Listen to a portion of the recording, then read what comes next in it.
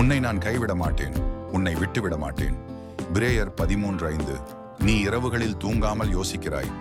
வாடகை, இஎம்ஐ, கடன், வீடு எல்லாம் உன் மனதை அழுத்துகிறது.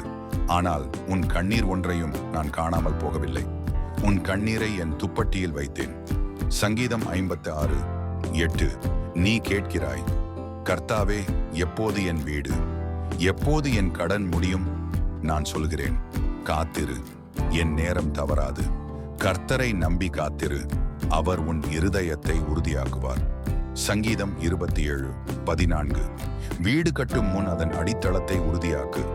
பணத்தின் மேல் அல்ல, என் வார்த்தையின் மேல். பாறையின் மேல் கட்டியவன் போல இவன் இருக்கிறான். மத்தேயு 7:24.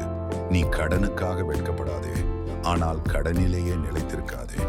தீயவன் கடன் வாங்கி திருப்பிக் கொடுக்க மாட்டான், நீதிமான் இரக்கம் காட்டுவான். சங்கீதம் 37:21. நான் உன் உழைப்பை ஆசீர்வதிப்பேன், உன் கைகளின் கிரியைக்கு பலன் தருவேன். கர்த்தர் உன் கைகளின் கிரியையை ஆசீர்வதிப்பார். இராகமம் 28:12. சிறியதில் நீ நம்பிக்கையுடன் இருந்தாய், அதனால் அதிகத்தை உனக்கு கொடுப்பேன்.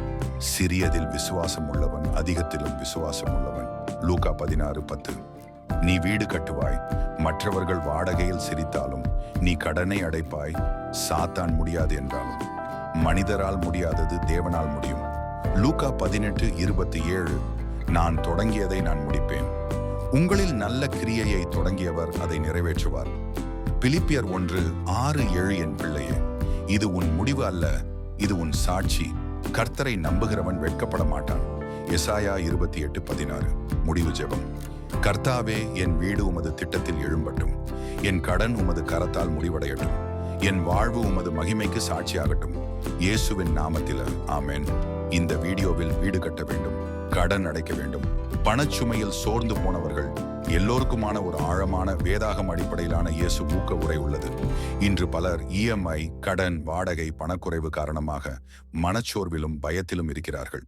இந்த 4 நிமிட வீடியோ இயேசுவின் வார்த்தைகள் மூலம் நம்பிக்கையையும் விசுவாசத்தையும் உங்களுக்குள் எழுப்பும்.